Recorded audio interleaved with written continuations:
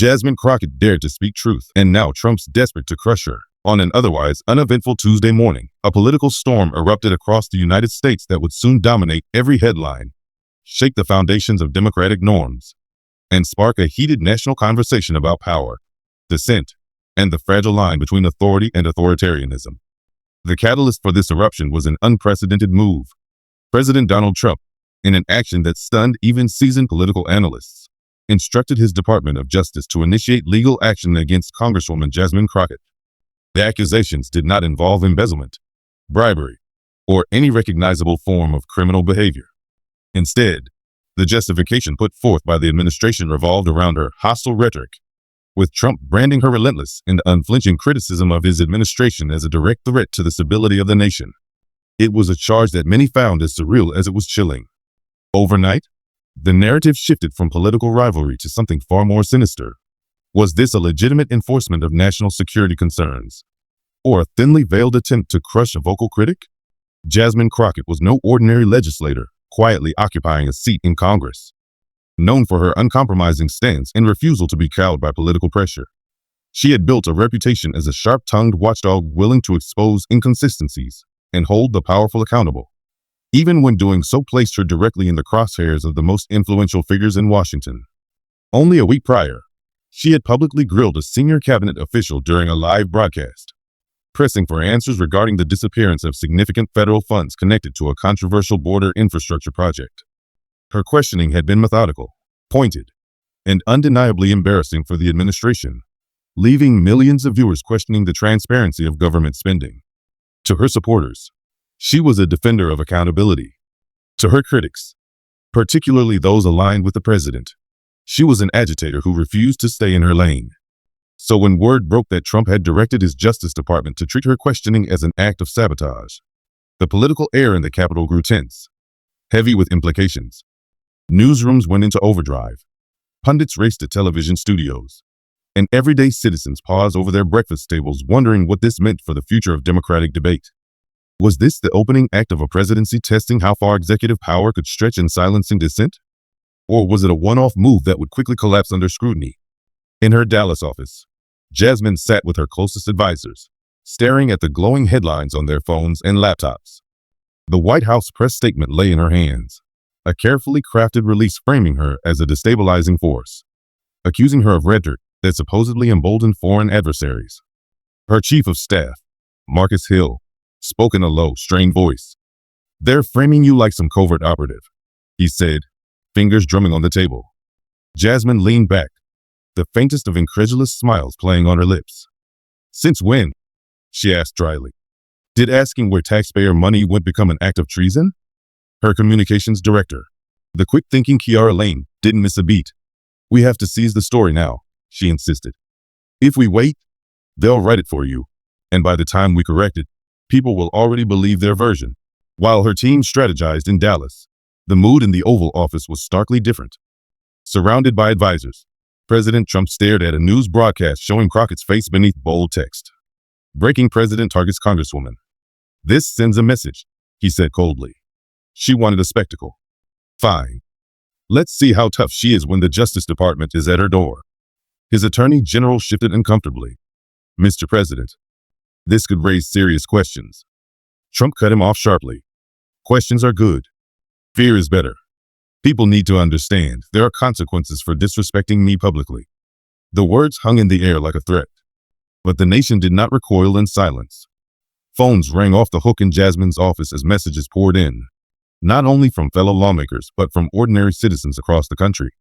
A retired teacher from Ohio called to say she admired her courage. A mother in Arizona left a voicemail urging her to stand firm. "We're with you," the messages said, again and again. The controversy had already started to transcend the halls of Congress. That night, in the quiet of her living room, Jasmine sat with her laptop open, drafting a statement as her husband hovered nearby, his expression caught somewhere between worry and pride. "This isn't just politics anymore," he said softly. "They want to crush you." She didn't look up, only murmured, "Then let them see what happens when they try to crush the truth." By dawn, her mind was made up. She would not hide behind vague press releases or measured silence. She would confront the accusations head on, and in doing so, put the president's actions on trial in the only court that mattered more than the legal one, the court of public opinion. By mid-morning, Washington was alive with speculation. Camera crews camped outside federal buildings, microphones poised, ready to capture any development. Was this truly an attempt to prosecute a sitting congresswoman under the guise of national security? Or was it a blunt force intimidation tactic aimed at discouraging others from asking uncomfortable questions? Jasmine, understanding that delay could mean defeat, converted her office into a makeshift command center. Her staff fielded a flood of media requests. Networks from across the spectrum, CNN, MSNBC, Fox, wanted her reaction. But Jasmine was deliberate. Not yet, she told them. If I speak now, I look like I'm scrambling to defend myself. I want to look prepared, not panicked. Her team refined the message. No rambling, no theatrics, just facts sharpened like a blade. This can't just be about you. Marcus Hill reminded her. If they can do this to you, they can do this to anyone who dares to challenge them. She nodded. Exactly. This isn't my fight alone. It's about whether truth is allowed to breathe in this country. Meanwhile, in conservative circles, Trump's allies painted the move as a patriotic necessity. Talk radio hosts echoed the claim that her speeches were emboldening America's enemies. On morning television, the White House press secretary framed it as a measured step to safeguard national stability. Yet even within Trump's own party, unease festered. Republican senators whispered to one another in Capitol hallways, some privately expressing fear of the precedent being set. Today it's Crockett, one muttered. Tomorrow it could be any of us. By early afternoon, the world watched as Jasmine stepped before a sea of cameras outside her Dallas office. Supporters braved the Texas heat, waving handmade signs declaring truth isn't treason and accountability matters. Her voice was calm, but carried the weight of defiance. Yesterday, she began, the President of the United States accused me of threatening national security. Not because I committed a crime, not because I betrayed this country, but because I asked questions. Questions about your money, your government, your right to know. The crowd stirred, cameras clicked, and live feeds broadcast her words across the nation. If asking questions is a crime, she declared, then every American who has ever demanded answers is guilty too. Her statements spread like wildfire. On social media, hashtags like #StandWithCrockett and #TruthIsNotTreason climbed to the top of national trends. TikTok creators set her fiery lines to music, while constitutional scholars debated on cable panels whether the president's move constituted a direct assault on the First Amendment. Trump, watching from the Oval Office, fumed as the narrative slipped further from his control. She's grandstanding, he snapped at his aides. We hit harder, but some of his advisors hesitated. Mr. President, one said cautiously, this already looks like punishing her for speaking out. It's backfiring. Trump's glare silenced further objections. That evening, Jasmine escalated the confrontation. At a full press conference, she faced a packed field of reporters and supporters. This is bigger than me, she told them. This is about the dangerous precedent that criticism of government could be turned into a prosecutable offense. If they can intimidate me, they can intimidate anyone. Her words were steady, her resolve unshaken. I swore an oath to the Constitution, not to shield a president's ego, but to protect your right to know the truth. Reporters pressed her. Was she afraid of indictment? Afraid? No, she replied. Concerned? Of course. But the truth is the strongest defense I know. And if they want to test that in court, let's go. By the next morning, her defiance had transformed from a defensive maneuver into a rallying cry. Clips of her press conference dominated every major network. On MSNBC, a constitutional scholar called her statement one of the most direct and principled pushbacks against executive overreach in recent history. On CNN, panelists debated whether Trump's decision was a tactical distraction from unrelated scandals or simply an impulsive strike born of wounded pride. Online, the momentum was even stronger. Millions watched, shared, and commented on her message. Many admitted they had never heard of her before, but now saw her as a voice standing on the front lines of a constitutional test. Inside the White House, the mood soured. Trump paced, anger visible as aides exchanged uneasy glances. They're making her a hero, he growled. She's a liar, and they're eating it up. His press secretary gently suggested a strategic pivot, perhaps reframing the issue around unity rather than personal retaliation. He waved her off. No pivot. No retreat. She made me look weak. I don't do weak. But the damage had been done. In attempting to silence a voice, the administration had amplified it. What began as an attempt to intimidate one congresswoman had instead ignited a movement. One demanding transparency. One questioning the limits of presidential power. And one unwilling to accept fear as a substitute for accountability. And Jasmine Crockett, once a relatively unknown legislator outside her district, now stood at the center of a national reckoning. Messages poured in from across the nation, each carrying a simple but powerful sentiment. You're speaking on behalf of all of us. It was not just a phrase, but a declaration of solidarity. Congresswoman Jasmine Crockett sat with her core team in a crowded office that now felt more like a nerve center of a national awakening than a workspace. The air hummed with urgency as she sketched out the next phase of her strategy.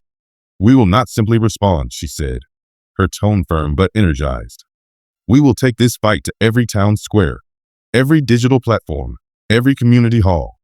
If they want to paint this as a crusade against me, so be it. I'll turn it into a stand for every citizen who has ever been told to stay quiet and know their place. Her communications director, Kiara Lane, tapped rapidly on her laptop, her fingers clattering against the keys like distant drumbeats of a coming march. We can organize a live broadcast tonight, she suggested. Not the usual one-way speech, but a genuine dialogue. Open questions from ordinary Americans. Unfiltered, raw. Jasmine's eyes brightened with approval. That's exactly what we need. Not a performance, an honest conversation. As twilight draped the city, Jasmine went live from her modest office, the glow of her desk lamp casting long shadows on the wall behind her. Questions came streaming in from every corner of the nation. A steelworker from Michigan appeared on the screen. Congresswoman, aren't you afraid this will make them come after you even harder? She met the camera head on, her expression steady. I know it will, she said without hesitation. But fear cannot be the compass that guides my life. I am not here to survive quietly. I am here to live meaningfully. And right now, that meaning is standing up against the misuse of power and ensuring the truth is never strangled into silence. The response was overwhelming, viewers multiplied by the tens of thousands, then hundreds of thousands, far beyond the modest expectations of her staff. Donations trickled, then poured into her campaign coffers. Comment sections brimmed with support, and a narrative that had started as a hostile government action began to shift dramatically in her favor. Meanwhile, inside the White House, President Trump hurled his remote control onto the Resolute desk, his face twisted in irritation as the television played yet another clip of her rallying words. She's everywhere, he barked. His chief strategist, usually measured in his tone, broke the tense silence. Sir, you may have underestimated her. Trump glared, but for the first time, doubt brushed the edges of his confidence. As the days passed, the situation evolved from a political dispute into a full-blown national reckoning. By the third day, it was not just another headline. It was the headline. Morning talk shows, evening panels, even entertainment hosts began opening their segments with the same story. The clash between President Donald Trump and Congresswoman Jasmine Crockett. A veteran anchor on CBS summed it up with solemn weight. What we're witnessing here is more than a disagreement. It's a constitutional moment. Can a president wield the Department of Justice as a weapon to intimidate a member of Congress into silence? On networks that typically echo the administration's stance, the tone was more combative. Fox News pundits labeled her reckless and grandstanding, parroting the talking points issued from the West Wing. Yet cracks were visible even there. A retired Republican-appointed judge looked directly into the camera during a primetime interview and said bluntly, I don't share her politics, but this is perilous territory. We cannot criminalize oversight. We cannot jail elected officials for asking uncomfortable questions. The host tried to steer the conversation elsewhere, but the clip escaped their control, spreading across social media within minutes. The online world ignited like dry brush in a summer storm. Twitter threads dissected her statements. TikTok creators layered her fiery quotes over dramatic soundtracks. And Facebook posts from teachers, veterans, and community leaders went viral with captions like, "This is what courage looks like. This is why accountability matters." In a matter of days, her name leapt from local recognition in Texas to national prominence. People in Los Angeles, Phoenix, Cincinnati, and Miami now knew exactly who she was and what she stood for. Her Dallas headquarters resembled the command center of a campaign born overnight. Screens glowed with live feeds. Staffers monitored trending tags. And phones never stopped ringing. Kiara flipped through a flood of emails. We've got educators in Kansas sending heartfelt thank yous. Veterans in Nevada volunteering to host a rally. And look at this. Small donations are surging like a tide. Marcus Hill, her chief of staff, looked up from his laptop. How much? Kiara's eyes widened.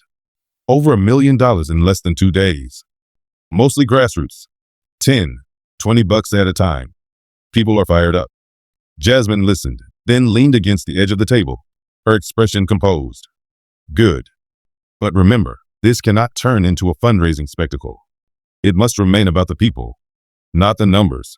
That afternoon, she confirmed the town hall in Fort Worth. The venue was modest, folding chairs and a bare stage. But the turnout was anything but.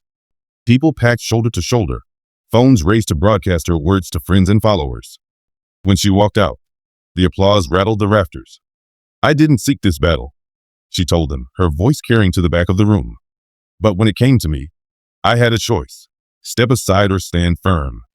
And I will not live in a nation where asking questions is treated like a crime. A retired nurse shouted, We've got your back, Jasmine. The crowd erupted with claps, cheers, even tears. Within hours, clips from the event were everywhere. Back in Washington, the pressure cooker hissed. Constituents barraged their senators and representatives with calls demanding answers. Why is the president going after a congresswoman for doing her job? One staffer muttered as he logged the latest calls, the count skewing heavily against the administration. In the Capitol cafeteria, a senator from Arizona whispered to a colleague, This isn't selling back home. People see the bullying for what it is. Another, nursing a cup of coffee, replied grimly, He's boxing us in. Back him, and we look like authoritarians. Break with him, and we risk his fury. Inside the Oval Office, Trump's temper flared as his advisor slid poll numbers across the table. Approval among independents was slipping. He waved the papers off. Fake. What matters is strength. People respect strength. His aides exchanged uneasy glances. Strength was one thing. Overreach was another. And at that moment, the country was starting to view Jasmine, not him, as the figure of resolve. That night, CNN aired a live segment with Jasmine as a guest. The moderator leaned forward. Congresswoman, do you believe this has become bigger than a dispute between you and the president? Jasmine didn't blink. It already is. This is about a principle as old as the Republic itself. No American should ever fear speaking truth to power. If we surrender that, we surrender democracy. Her statement rippled across the internet like a signal flare. Local papers from small towns, places that rarely splashed political stories on the front page, ran headlines the next morning. Crockett pushes back against presidential pressure and truth isn't treason. By the end of the week, the scales had tipped. Trump still controlled the machinery of government, but the narrative had slipped like sand through clenched fists. The White House, once so skilled at spinning controversy, now looked reactive, even cornered. Staffers moved briskly through its halls, folders clutched tight, whispers replacing the usual bravado. In the Roosevelt Room, senior aides convened for an emergency session. Linda Rollins, the press secretary, spoke first. Attacking her directly is only feeding the flames. Every swing we take turns into her victory lap. She's not retreating. She's rising. Trump sat at the head of the table, arms crossed, cheeks flushed. So what do you propose? That I let her humiliate me? That I roll over? A policy advisor cleared his throat. Sir, members of our own party are getting hammered by their constituents. They don't want to defend what looks like politically motivated charges. Trump slammed his palm flat on the table. Weak. All of them. Do you think Reagan worried about polls? Do you think Nixon? He stopped himself, then sneered. Forget it. We don't back down. But cracks were widening. A few senators had already voiced unease publicly. Conservative columnists penned op-eds warning of dangerous precedent. Behind closed doors, GOP operatives whispered of self-inflicted wounds. Donors grumbled. This is political suicide. One major backer told a reporter off record. She's not losing support. She's gaining it. Meanwhile, Jasmine's schedule overflowed. In Houston, What was meant to be a local rally became a roaring sea of thousands. Signs bobbed in the crowd. Accountability isn't a crime. We stand with Jasmine. Truth over fear. Backstage, Marcus leaned in, his voice barely audible over the din. This isn't about a district anymore. You're becoming a national figure. Jasmine exhaled with a faint smile. I never asked for this spotlight. But maybe this moment asked for me. When she stepped out, the chant was deafening. We stand with Jasmine. We stand with Jasmine. She raised her hand, waited for the room to quiet. I am here tonight, she said, not as a victim, but as a representative who refuses to shrink from her duty. When the president tried to label me a criminal for asking questions, he wasn't just challenging me. He was challenging the rights of every single American who believes their government should answer to them. Photos from that rally splashed across front pages nationwide the next morning. In a late-night huddle at the White House, Trump's chief of staff tried again to inject caution. Sir, this is not dying down. Every escalation feeds her momentum. The smarter move is to step back. Trump's glare cut him off cold. Step back? That's surrender. And I don't surrender.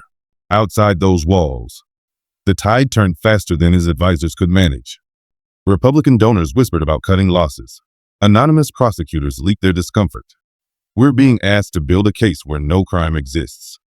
This is politics, not law. That single quote spread like wildfire, further eroding the administration's footing. In her Houston hotel room, Jasmine sat with her team. The television muted as headlines scrolled beneath talking heads. They're fracturing from within, she murmured. Kiara nodded. You've got them on the ropes. Now we keep going. This was never just about your seat. It's about the country we're going to leave behind. Momentum in politics is often invisible until it isn't. It creeps quietly, then crashes like a wave. By the second week, Jasmine Crockett was no longer a name whispered among activists. She was a household presence, a catalyst. What began as a legal threat had morphed into a movement driven not by party elites, but by teachers, students, veterans, parents, ordinary Americans filling streets, town halls, and timelines with a single message. Accountability is not treason. The moment he entered the office, his expression carried both urgency and disbelief.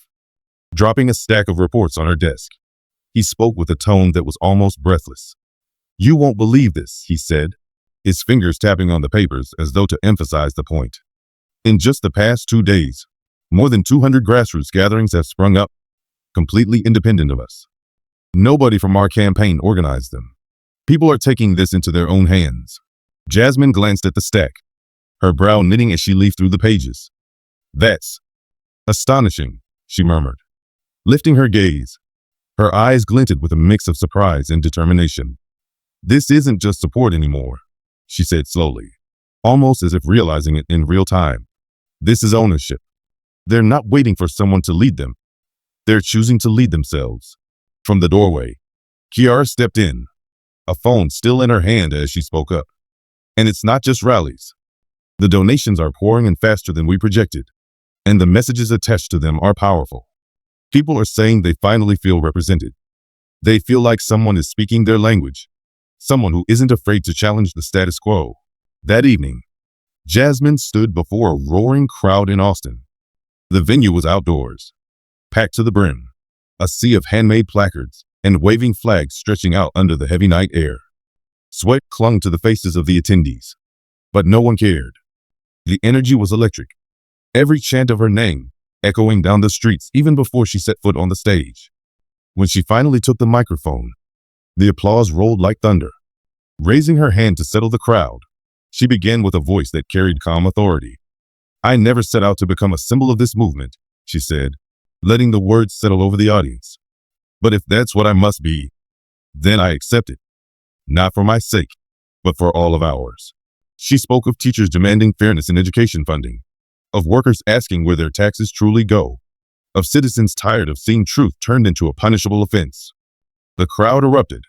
Her tone softened as she leaned closer to the microphone. Some people in power want us to believe silence will keep us safe, she said, her words almost a whisper now.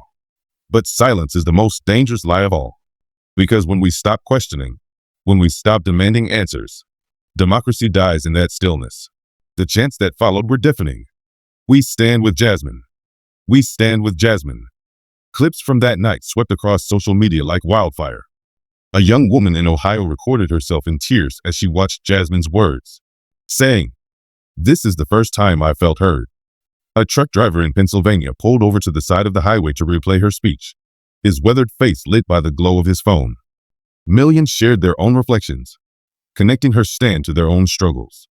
Meanwhile, in the White House, frustration brewed like a storm. Trump sat at the table with his advisors, the television flickering with images of Jasmine's rallies. His fist hit the table. "She's making herself look like the hero of the people," he barked, his voice laced with contempt. "This is staged. It's theater." An aide ventured cautiously. "Sir, with respect, this isn't fading. The harder we push, the stronger she looks." Trump's eyes narrowed. "Then we push harder. Find something. Anything." But the tide had already shifted. Jasmine was no longer just defending herself. She had become an emblem of resistance, a mirror reflecting the frustrations of ordinary citizens back at the system that had overlooked them. The more they tried to break her, the more unbreakable she appeared. Later that night, still dressed from the rally, Jasmine sat in her hotel room scrolling through videos of the crowd. "They tried to take my voice," she said softly to Marcus, who was organizing notes for the next day. "But instead, they handed me a microphone. And now the country is listening," he replied, almost in awe. Yet movements like this never come without consequences. Trump's desperation hardened into fury. Daily briefings turned into tirades. Every headline that praised Jasmine eating at him like a thorn. "Why is she still everywhere?" he snapped one morning, slamming a stack of newspapers onto his desk. "The DOJ should have stopped this already." His attorney general shifted uncomfortably. "Mr. President, there's nothing to prosecute. Pursuing this could collapse in court. And the optics." "I don't care about optics," Trump interrupted, stabbing a finger into the air. "I care about winning." His tweets grew more frenzied. "Crockett is dangerous. She's a threat to democracy," he posted, each message more erratic than the last. His critics mocked him openly, saying every outburst only fueled her rise. Commentators on cable news called it political whiplash. Even within his own party, whispers began to spread. "He's making her a star." At a rally in San Antonio, Jasmine addressed the tweets directly. Under the hot lights, microphone steady in hand, she said, "The president can shout into the void all he wants. But democracy doesn't run on insults. It runs on accountability." The crowd roared again, the moment replaying across every major network by nightfall. Behind the scenes, Trump's advisors scrambled. One senior aide muttered in the West Wing, "Every punch he throws, she turns into a victory lap." The Department of Justice was quietly pressured to dig into Jasmine's finances. But when news of that inquiry leaked, it backfired spectacularly. Legal experts called it an abuse of power. Editorials branded it a threat to democratic norms. A Republican congressman broke ranks on national television, saying, "If we're punishing people for speaking out, we've already lost." Jasmine, meanwhile, stayed the course. In Dallas, she sat with community leaders around a modest wooden table, listening as they spoke of their hopes and frustrations.